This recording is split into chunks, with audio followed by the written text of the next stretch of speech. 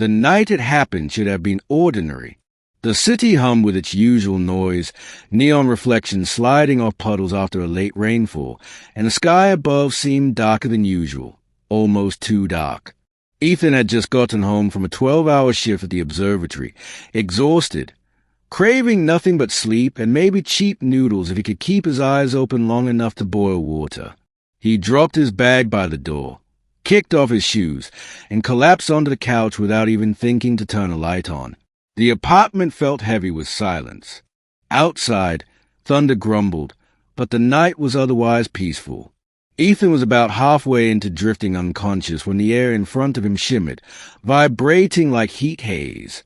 At first, he thought it was one of those after-image illusions from staring at star charts too long. But then the shimmering expanded, forming a shape, no, a silhouette, standing in his living room. He jerked awake just as a tall figure materialized entirely. Silver hair, luminescent eyes, and strange ceremonial armor made of something that looked like crystal and metal fused together.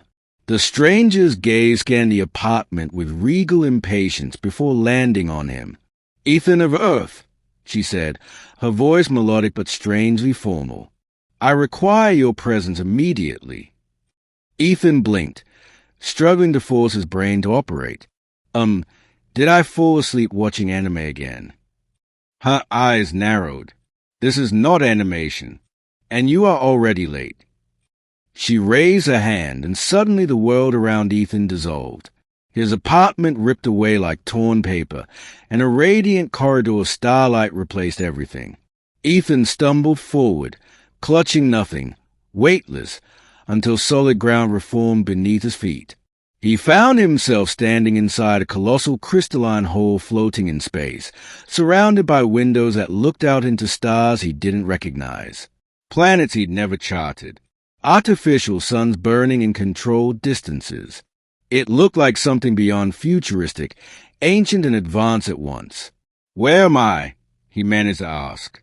"The celestial palace of the astral dominion," the silver-haired woman answered. "Seat of the Queen of Ustraprime, and home of your wife." Ethan stared at her. "I'm sorry. My what?" Before he could finish processing, the whole door slid open, revealing someone else. She stepped toward him with breathtaking elegance, tall, radiant, wearing a gown made of star-thread fabric that glimmered like galaxies trapped inside silk. Unlike the first woman, this one smiled warmly the second she saw him. "There you are," she said softly, her voice almost relieved. "I knew you'd be summoned eventually." Ethan felt oxygen abandon him. Her appearance was undeniably alien yet impossibly beautiful, like someone sculpted from light. She approached, hands clasped gently. "Ethan, it is me. Sailari." He blinked rapidly, searching every memory he possessed. Nothing even remotely resembled her. "I don't know you." Her expression faltered, hurt flickering over her face like a wound. "But we spoke. Across the stars, through the dream sequence." Ethan stared blankly. "The what?" She frowned, puzzled. "The telepathic connection initiated on the night of the meteor shower, when I revealed myself and you pledged loyalty to me." Ethan put his hands up. "Whoa, hold on. I fell asleep watching documentaries about comets. I definitely did not pledge loyalty to anyone." She tilted her head, studying him as if scanning his entire being. "You called me radiant. You said any world that contains such a soul will be blessed beyond comprehension. And then you asked for my name." His entire body felt like static. "That was a dream. A literal dream. I thought I just ate too much pizza." Solari's eyes widened, pupils expanding with sudden realization and embarrassment.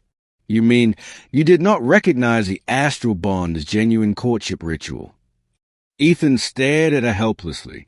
"Lady, I talk to my microwave when I'm cooking noodles.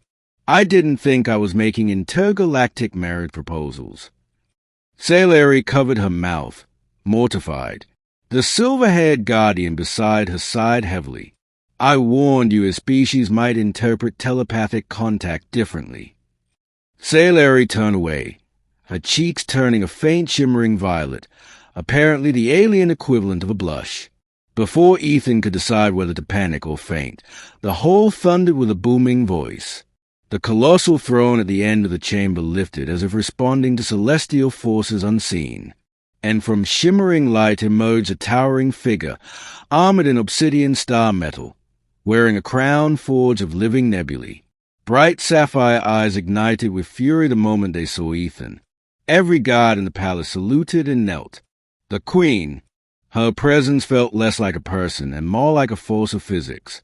Ethan's hair stood up from pure adrenaline. One step she took made the crystalline floor vibrate. Human, she thundered, her voice echoing like distant starquakes. Explain at once why my daughter refers to you as husband. Ethan tried speaking. Only squeaks came out. Sailari rushed forward, bowing deeply. Mother, forgive me. The human did not intentionally. Silence! The queen roared, eyes blazing. She addressed Ethan once more, her voice shaking the chamber. If you believe you may court my daughter, you must answer before grand judgment. By ancient decree, you are hereby summoned for Galactic Trial. Ethan's panicked brain defaulted to humor. Sure this isn't some elaborate cosplay convention. An entire battalion drew plasma spears in unison. Ethan squeaked again. Human Ethan. The queen declared with terrifying finality, you stand accused of claiming royal bonding rights without royal authorization. The penalty for unlawful union with the heir to Astra Prime is eternal exile into the event horizon of Nebula 6. Ethan swallowed sand. Okay, I don't want to sound rude, but I'm not married to anyone. I can barely remember my Netflix password. How could I accidentally get married? Sailari stepped in desperately. Mother, wait. He doesn't understand our customs. I reached out through the astral bridge during the meteor alignment. I may have conveyed romantic intention without explaining the cultural implications. The queen's glare burned hotter. You entered his subconscious without first performing royal consent rites. Sailari lowered her head shamefully. I believed he already knew. Ethan's brain screamed through 50 different levels of panic. Look, Sailari is very nice and everything, but I'm not ready to be anyone's husband, especially someone who lives inside another galaxy. I'm pretty sure this violates, like, every country's immigration laws, maybe even physics. The queen loomed closer, voice dropping to a growl. You dare refuse a royal princess? He froze. Yes. Gasps echoed across the chamber. Solari's face drained of color. The guards tension like coiled energy about to explode. The queen's voice rumbled like collapsing mountains. Refusing the princess constitutes declaration of Dishna. Dishna requires trial. Trial requires judgment by ancient celestial law. Judgment requires cosmic witness. Her voice thundered outward into the universe itself. Summon the council. Ethan was fairly sure his soul tried to crawl out of his body. Solari's voice trembled as she attempted reasoning. Mother, please, humans require time for emotional processing. Their species experiences bonding differently. They must first engage through conversation and physical presence before confirming partnership. The queen's eyes narrowed dangerously. So he must remain here to fulfill courtship process. Ethan nearly fainted. That's not what she meant. Sailari panicked. No, Mother, it's not necessary that he remain here, only that. But the queen had already waved a cosmic decree into existence. Celestial sigils ignited across the whole as magic and technology intertwined. So it is decided, the queen declared, the human Ethan shall stay within Astra Prime until the council determines his fate. Ethan raised his hands frantically. I have a job back on Earth. Rent. Laundry. I can't just vanish and live in a space palace. The silver-haired guardian leaned in. Technically you already have. Larry, desperately emotional, stepped forward again. Mother, please, if he feels pressured, it will destroy any bond that could form naturally.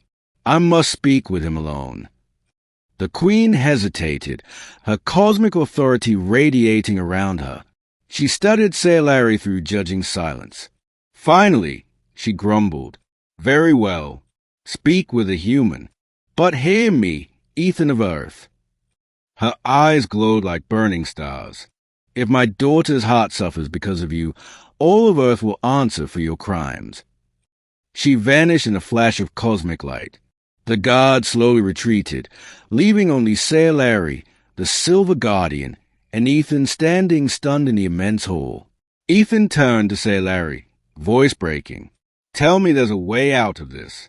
Please." Larry exhaled shakily, eyes shimmering with regret and worry. "I fear the only way out is forward." Ethan stared at her in utter disbelief. Forward into what? Galactic Court? Cosmic marriage counseling? Larry stepped closer, voice hushed. "I don't want to trap you. Truly I don't. But Mother's decrees are absolute, and our customs interpret telepathic communication as mutual desire. I misread your thoughts. I assumed what you said was intentional." Ethan rubbed his temples. "This can't be happening. I can't be in intergalactic marriage limbo." Larry looked up into his eyes with heartbreaking sincerity. "I thought I had found someone who saw me not as a royal heir, not as a celestial duty, but as a person." Her loneliness hit him like gravity. She wasn't threatening him. She was pleading, afraid. They both fell quiet for a long time as distant galaxies shimmered through the palace windows. Finally, Ethan whispered, "Okay, just tell me what I have to do to fix this." Larry nodded slowly, sadness melting into fragile hope. "First, you must meet the council." The celestial palace corridors stretched endlessly, each archway made of luminescent crystal layered over ancient metallic veins that pulsed faintly, like the architecture itself was alive and aware. Ethan followed Larry and the silver-haired guardian, whose name he finally learned was Commander Arya, as they led him through halls that felt far too enormous for any single civilization. Portraits were carved not on walls but suspended in energy fields. Past queens, emperors, and rulers who stared down at him with what felt like cosmic disapproval. He tried not to make eye contact with living portraits. A few of them moved. One even murmured something he swore sounded like, "This generation is doomed." Larry glanced nervously at him. "Please don't take the portraits personally. Many of them believe humans are primitive." Ethan exhaled. "Yeah, well, they're not wrong. We just invented a toaster that texts us when toast is ready." Commander Arya looked back. "This is not the time for Earth humor." "It's either humor or I pass out," Ethan muttered. Finally, they approached colossal chamber doors guarded by a dozen towering armored figures wielding halberds made of something glowing faintly blue. Without any spoken command, the doors parted. Inside sat the Galactic Council. 12 figures, each seated upon floating platforms, circled a massive astral projection of the galaxy.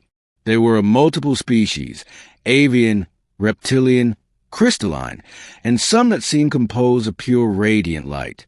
The room hummed with power older than planets. At the center stood the Queen, arms crossed, gaze locked on Ethan with a stare sharp enough to pierce atoms. Larry squeezed his wrist gently before stepping away to take her place near her mother. Commander Arya moved to stand alongside the other guards. Ethan stood completely alone in the center of the chamber. The Queen's voice thundered. "The accusee shall identify himself." Ethan swallowed his panic. "My name is Ethan Hale. I'm from Earth." One counselor, a being with crystalline feathers and voice like chimes, leaned forward. Planet Terra 370 is classified as primitive developmental category. Interactions with its inhabitants are forbidden without preliminary consent rituals. Ethan had no idea what any of that meant. "Look, I didn't even know any of this existed until 5 minutes ago." The council murmured amongst themselves. Ethan distinctly heard someone say, "He smells fragile." Suddenly the queen raised a hand and silence fell. "Human Ethan, you are accused of entering a royal telepathic bond. Do you deny this action?" Ethan stared blankly. "Yes." Several counselors jolted as if physically struck. The queen's eyes fired with outrage. "You dare deny what my daughter herself has confirmed." Ethan lifted his hands, voice cracking. "I didn't know. I thought I was dreaming. I talk to all kinds of weird things when I'm half asleep." One amorphous energy being glowed brighter. "State your intent during the bonding exchange." He blinked rapidly. "Intent? I don't know. I saw a beautiful girl made of light in a dream cloud, and I said something stupid. Okay?" Salary flinched, eyes going shiny. Ethan realized too late how that sounded. He tried correcting himself. "I mean beautiful personality-wise. Spiritually, alien beautiful. Non-creepy compliment style. Look, I'm very overwhelmed right now." Another council member, reptilian and massive, hissed, "If he damages the air emotionally, it is a violation of Treaty 3 of Celestial Inheritance." Someone else growled, "Earth creatures have no discipline." The queen slammed her scepter onto the astral floor. "Enough!" The galaxy projection pulsed. "Human Ethan, answer clearly. Do you refuse union with the Princess Salari?" Ethan felt his pulse erupt in panic. Refuse union? If he said yes, Earth might face consequences. If he said no, was he agreeing to galactic marriage? He was trapped. He chose terrified honesty. "I don't want to hurt anyone, but I also can't marry someone I literally just met." The chamber erupted into volatile outrage. Several counselors rose simultaneously, and energy crackled through the room. The queen glowered at Ethan as if ready to vaporize him. "Then which do you choose? Rejection and cosmic penalty, or acceptance and ceremonial bonding?" Salari suddenly stepped forward, voice trembling with emotion. "Mother, please, we must understand him first. Humans are not bound by telepathy norms. Their species requires gradual emotional development. Forcing him will destroy him." The queen snarled, "Silence, Salari."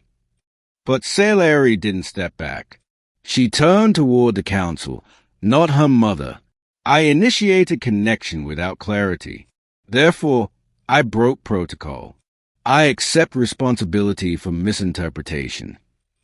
Ethan's chest tightened as the princess of an empire defended him from cosmic punishment he didn't even know existed until 15 minutes ago.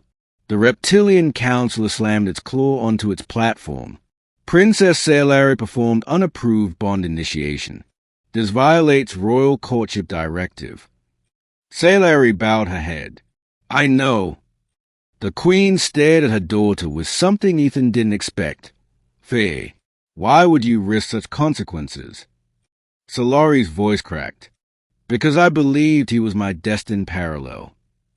The chamber fell silent, instantly electrified. Ethan had no clue what that meant, but judging from reactions, apparently it was a big deal. Commander Arya clenched her jaw. Several counselors exchanged horrified glances. The queen's voice trembled dangerously. "You think a primitive human is your cosmic parallel?" Salari looked at Ethan, just once, and her eyes glimmered with something earnest and painful. "Yes, I feel he is part of my astral alignment." Ethan felt every molecule in him tremble. The queen practically shook with rage and disbelief. "You claim destiny with someone incapable of understanding our existence." Salari nodded silently. Ethan felt a sudden weight crash onto him. Expectations. Cultural meaning he didn't understand. Emotions he wasn't ready to acknowledge. One being made of shifting liquid spoke coldly. By law, the claim must be tested through trial. The queen nodded sharply. "Agreed." Salari gasped. "Mother, no. It is the only path. the Queen snapped. If your feelings are true, trial will prove alignment. If untrue, earth shall answer. The council chanted something ancient and powerful. The astral projection expanded until it enveloped the chamber, weaving symbols and celestial runes. Ethan felt reality bend. The Queen pointed her scepter toward him. Human Ethan, your existence now rests in the outcome of Galactic Trial. Prepare yourself. He could barely breathe. What kind of trial are we talking about? Debate? Court hearing? What? Commander Arya's voice echoed grimly. Only one kind of trial matters in the celestial dominion. Her eyes hardened. Survival of the soul. Salary rushed to Ethan, panic breaking her regal composure. Please don't be afraid. Ethan stared at her, voice thin. You say that like it's not terrifying. Her voice softened to a plea. I'll help you prepare. I swear it. Ethan swallowed. Okay, princess, if I'm going through soul trials, you need to start explaining things. At that, Salary took a deep breath. Then first, you need to understand what it means to be someone's parallel. Ethan braced himself. I have a feeling it's more complicated than dating. She nodded gravely. It means that our souls are intertwined across timelines. Ethan blinked. What? It means, she whispered, that even if worlds die, we find each other again. The long ceremonial corridor felt endless. Orianne walked beside me, silent, her violet eyes dark with an emotion I couldn't decipher. Toe axes trailed behind us, mandibles clicking with a sound that carried faint disapproval, or perhaps fear. The guard escort marched us toward a distant hexagonal chamber whose crystalline walls shimmered with pulsing energy veins. Just before the doors opened, she spoke. You must remain close to me in the whole of kinship, she whispered, voice low. My mother will test your bond. My bond? I echoed. We don't even know what that means. Orianne exhaled the faintest sound. I know what I feel. The council will demand certainty, but emotions resist declaration. Her hand brushed mine, brief, electric, unplanned. The doors parted. The whole of kinship stretched downward like a cathedral, but instead of pews, vast bioorganic pillars spiraled upward, branching into luminous fronds. Holographic constellations rotated above a dais made of vibrating silver lattice. The Queen stood beneath it, eyes glowing with sharp silver fire, somehow even more intimidating than in the throne chamber.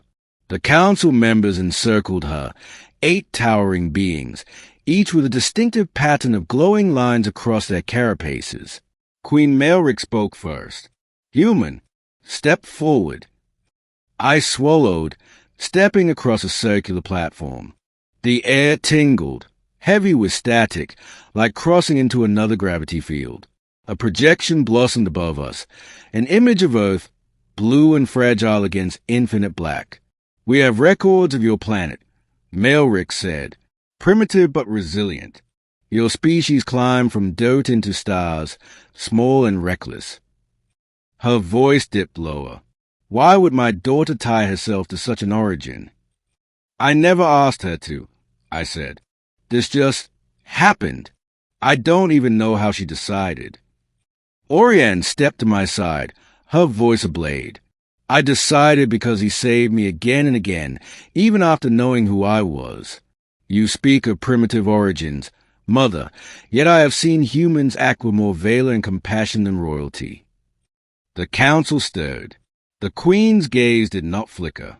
Valor is not our concern. Legitimacy is. And legitimacy must be proven. A column of blue light surrounded me, scanning through skin and bone until it settled on my chest, where the faint shimmering mark pulsed. Counselor Virex leaned forward. The symbiotic imprint persists. It has chosen integration. The galaxy has not chosen, another counselor hissed. A parasite merely clings to viable host. It is not a parasite, Orianne snapped. It is a royal bond. Queen Maelric stepped closer, wings unfurling. You claim him, but claim is not proof. Her talons reached forward and gently touched the mark on my chest. A surge of heat rippled through me. Images flashed, visions I didn't understand. My pulse hammered. Then darkness. And suddenly something else. Light. Everything dissolved into swirling cosmic dust as consciousness folded into itself. I was floating, or dreaming, or drowning inside someone else's memory. I saw a planet, vast jungles of sapphire trees, crystalline rivers, cities rising like iridescent spires. I saw a young queen, childlike Orianne, laughing inside a vast courtyard, reaching toward the stars. Then fire, invaders, catastrophe. Something ancient was hunting them, something older than empires. The vision snapped. I gasped awake on the platform. Orianne was kneeling over me, panic in her eyes. Maelric's watched with a cold, analytical calm. The imprint is integrated, one counselor observed. There is no rejection.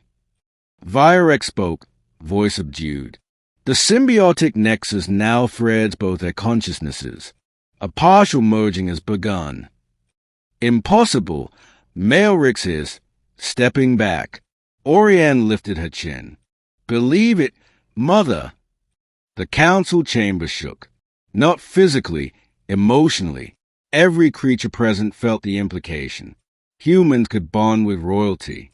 Not as slaves. Not as subordinates. As equals. Queen Maelrix turned away, eyes unreadable. Very well. We move to second evaluation.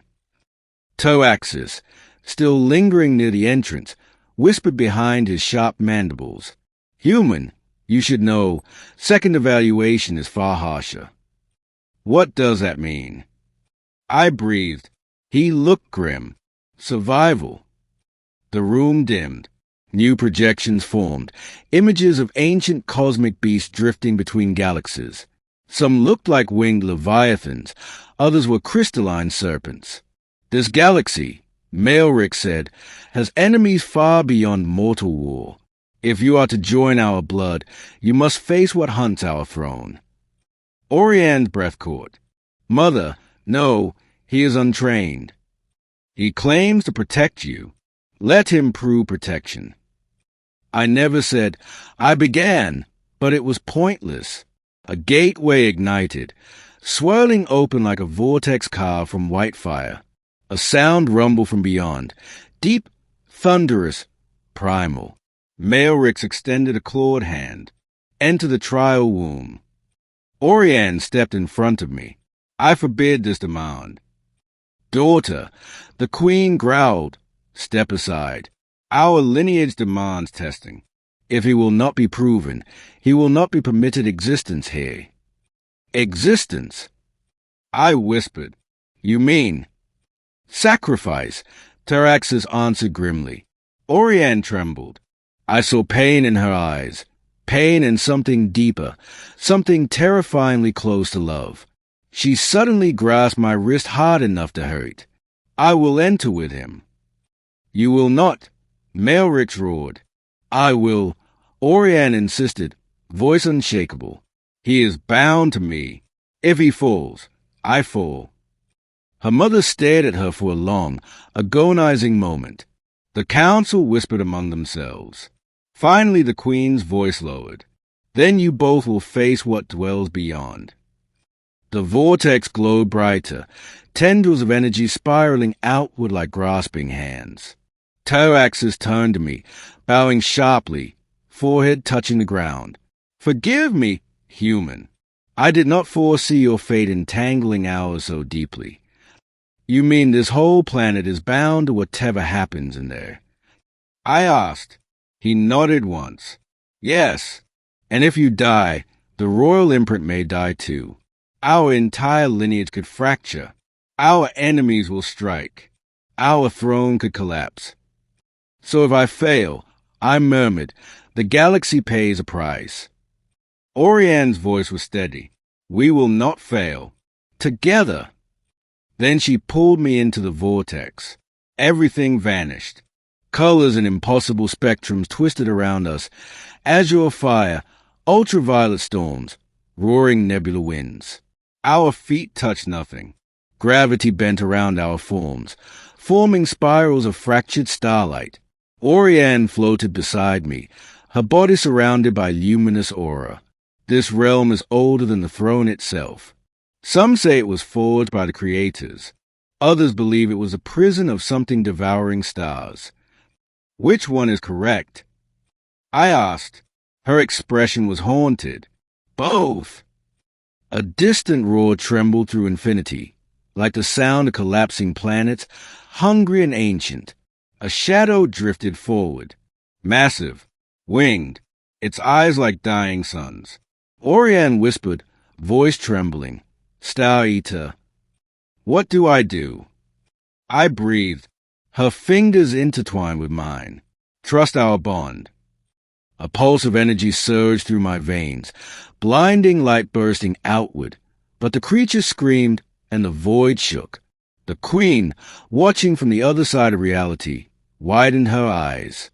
How is that possible? The council exchanged looks of pure disbelief. Tyraxes whispered, no human should survive this. But the impossible had already begun. Orianne and I floated together in the infinite dark, facing a cosmic horror older than empires, bound by something neither of us understood. And the galaxy itself waited to see if humanity, my humanity, could endure. The Star Eater loomed over us, wings spanning across what seemed like light years. Its form was semi-transparent, like a phantom of solid starlight in molten darkness. Eyes burned with the intensity of collapsed suns, and every vibration of its massive wings sent ripples through the very fabric of space. My heart raced, not just with fear but with the realization that whatever happened here wouldn't just affect me, it would determine the fate of Orianne, her lineage, and possibly my home planet. Orianne squeezed my hand. Ethan, focus on the bond. Feel my presence inside you. Do not fight it. Let it guide your actions. I tried, inhaling deep, forcing calm into my racing mind. A tingling warmth spread through me, the same sensation I had felt when Salari first touched my mind during that telepathic connection. Only now, it was amplified, interwoven with her will, her courage, and her determination. The Star Eater lunged. It wasn't fast by human standards. It was cosmic, moving in waves that bent reality, but we could feel the pull of it attack through the distortions of space. Time slowed, or maybe it was just my mind trying to comprehend the enormity of what was happening. Orianne's aura flared. Use the alignment. Ethan, synchronize. I concentrated on her. Thought of her face, her laugh, the brief moments of genuine warmth she had shown me. I let the feeling flood me, imagining our intentions as a single force. To my astonishment, a bright shockwave of energy burst outward from us, repelling the creature's strike. The Star Eater screamed, not a sound I could describe, but something that resonated deep within my chest. It felt that. I yelled, we can push it back. Orianne's eyes were alight with joy and terror combined. Yes, but it will counter. It feeds on fear, Ethan. You must remain united, not just physically, but emotionally. If you doubt yourself or me, it will consume us. The Star Eater recoiled, then reared back and slammed a wing into the space around us. A wave of gravitational force struck, and I was thrown back, but Orianne's hand never left mine. Instinctively, we reached toward one another, and the bond reacted. A shimmering field erupted, expanding outward, protective and radiant. It was then that I realized something astonishing. I could feel her thoughts, faint at first, but growing stronger. She was thinking not only of me, but of strategies, movements, combinations of energy and mind that felt impossible to calculate. My own instinct combined with hers, guiding my body.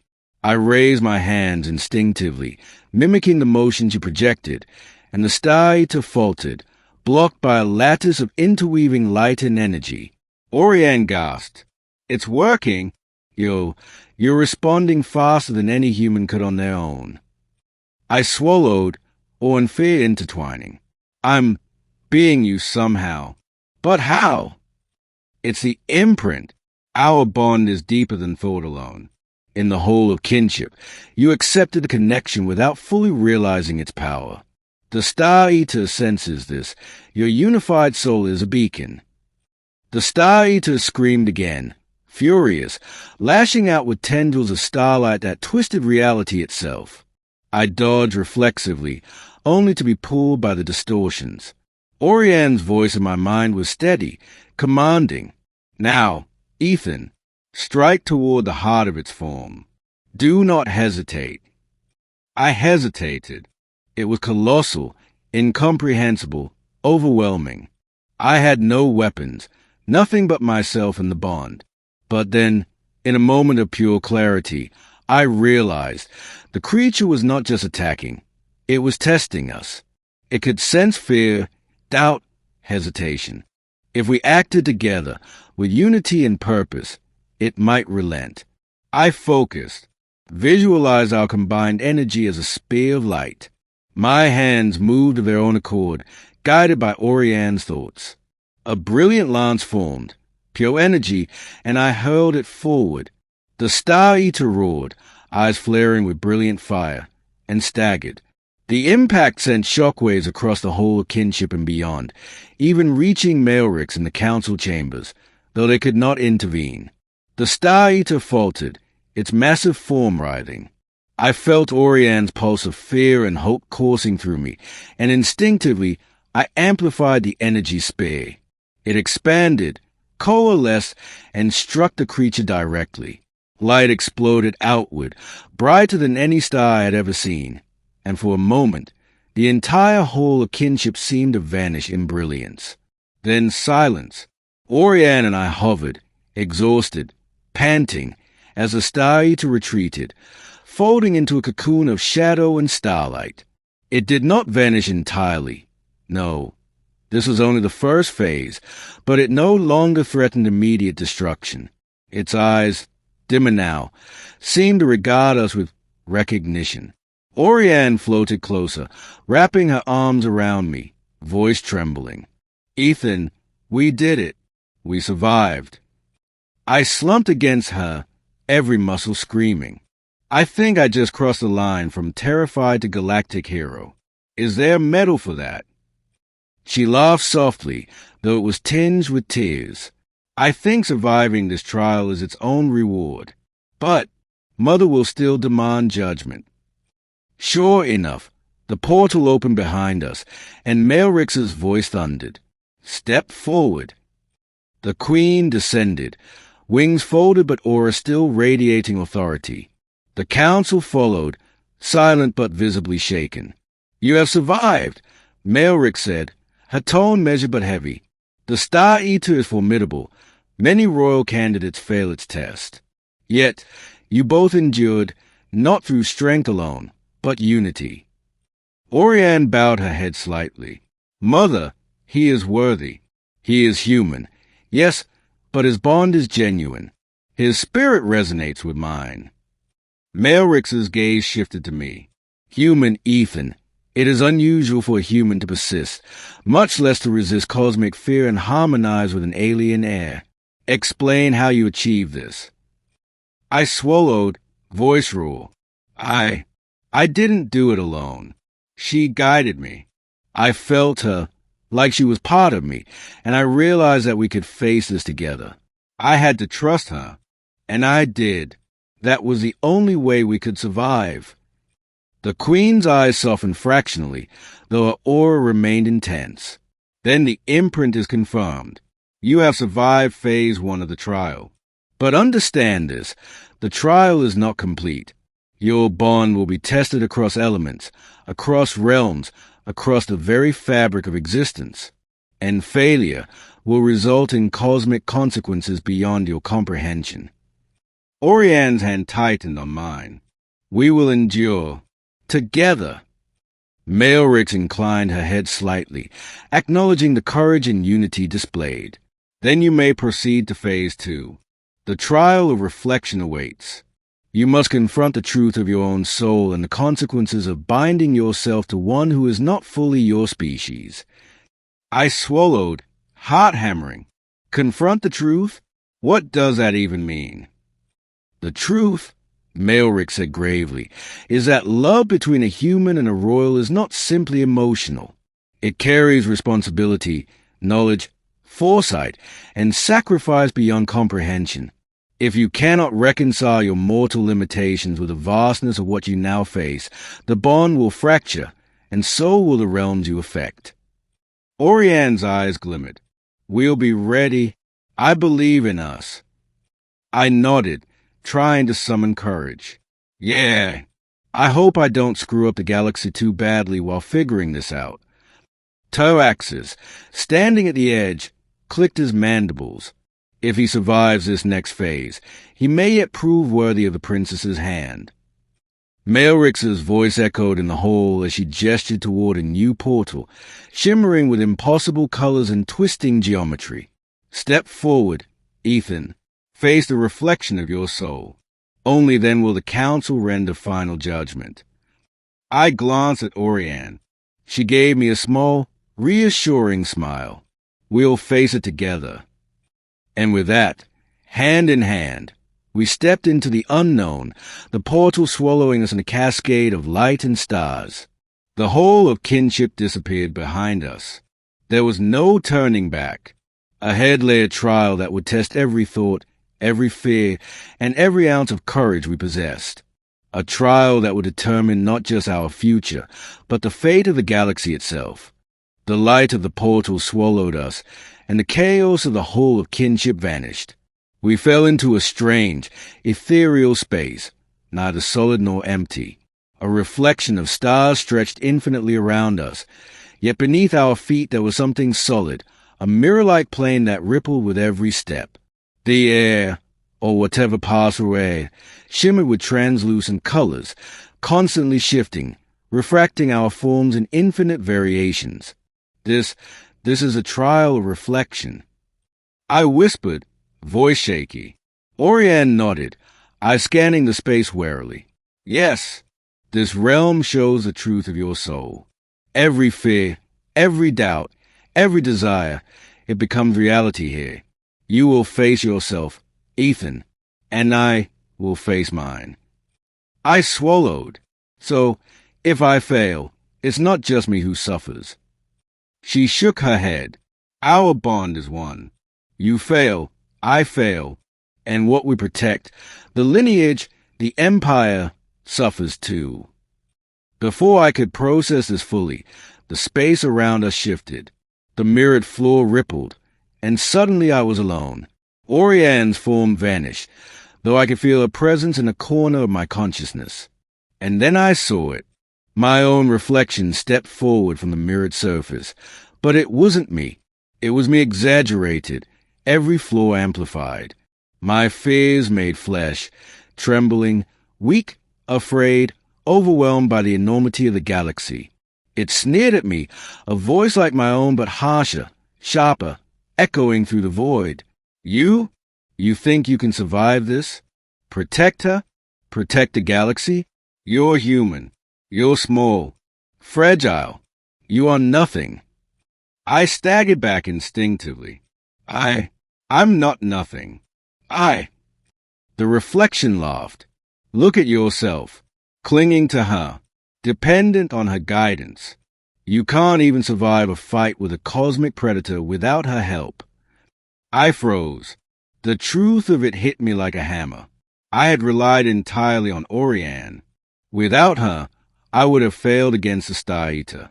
My ego, my pride, everything I thought made me capable, crumbled. And then I heard her voice. Soft, constant, unwavering. Ethan, you are not alone. You never have been. That is the truth of our bond. You do not face yourself. You face us together. Her presence anchored me. I turned toward a corner of my consciousness where I felt her, and suddenly the mirrored version of her appeared too, radiant, unbroken, yet sorrowful. Her gaze met mine, not accusing, but full of trust. I realized then, the trial of reflection was not about defeating fear alone. It was about acknowledging dependence, trust, and the unbreakable unity that our bond demanded. I took a deep breath, focused, and faced my reflection. Yes, I said firmly, I am human. I am small. I am flawed. But I am also capable of growth, capable of courage, capable of choosing to stand beside her, no matter how impossible it seems. The reflection faltered, its voice weakening. You cannot. Oriane's mirrored self stepped forward, merging with my presence in the reflection. Together, our energy flared, pure and resonant. The reflection screamed, shattered, and dissolved into a cascade of starlight. The space shifted, aurora light swirled, and suddenly we were together again, hand in hand, stronger than before. We did it, I whispered, almost disbelieving. Oriane's eyes were wet with tears of relief. Not we, Ethan. You did it. And together we faced it. A shimmering portal appeared, pulling us back toward the whole kinship. Beyond it, the council and the queen awaited. Silence fell as we emerged, our aura pulsing with unity. Queen Maelrix descended slowly, wings folded, her expression unreadable. The council leaned forward, eyes wide. You have returned, Maelrix said. Her voice was quieter, tinged with something almost like approval. And yet you have changed. Oriane stepped forward. Mother, he has faced himself as required. He understands our bond, our responsibility, and the consequences of joining our line. The queen's gaze swept over me, sharp and penetrating. For a heartbeat, I feared she would reject everything. Then she nodded once. Human Ethan, by surviving the Star Eater, by enduring the trial of reflection, you have proven your courage, your trust, and your spirit. It is rare that a being from a primitive planet can withstand such trials. Yet you have... I swallowed hard. So, I passed. Maelrix's eyes softened imperceptibly. You have, but know this, being worthy is only the beginning. The galaxy will continue to test you. The bond is eternal, but it is not without consequence. Your choices will ripple across worlds. Oriane stepped to me, taking my hand. We will face it together. Mother, always. The queen studied us for a long moment, then slowly lifted her hand. Very well. The human may remain. The princess may choose freely. And the council will record this as the first successful integration of a human into royal astral lineage. The room erupted in whispered astonishment. Guards bowed. Counselors exchanged murmurs of disbelief, and even Terraxes seemed to relax slightly. Oriane turned to me, smiling through tears. Ethan, you're officially my husband now, according to our customs. I blinked. Wait, did she just say? Yes, Oriane said, laughing softly. Mother finally accepted it. You survived the trials. You are bonded with me. I stared at her, overwhelmed by relief, disbelief, and the lingering adrenaline. So, I'm married to an alien princess, and the queen didn't throw me into a star. Oriane laughed again, and the sound was like music. No, Ethan, you're alive, and we have a future to build. Queen Maelrix's voice echoed across the hall, carrying an uncharacteristic softness. Do not disappoint her, or the lineage. I chuckled nervously. Noted. I'll try not to blow it. Oriane took my hand, resting her head against my shoulder. You've already proven yourself more than worthy. Together, we can face anything. For the first time since this ordeal began, I felt truly at peace. Not because the trials were over, but because I knew I would never face the galaxy alone. And as we stood there, hand in hand, Looking out at the infinite stars beyond the hall, I realized something incredible. In surviving impossible trials, confronting the darkest parts of myself, and trusting an alien soul, I had discovered not just courage, but a love that could span worlds. The Queen watched silently, the council murmured in astonishment, and I allowed myself one long, shaky breath. The galaxy was vast, terrifying, and beautiful, and somehow, against all odds, I had found my place in it. Together, we would shape the future. The end.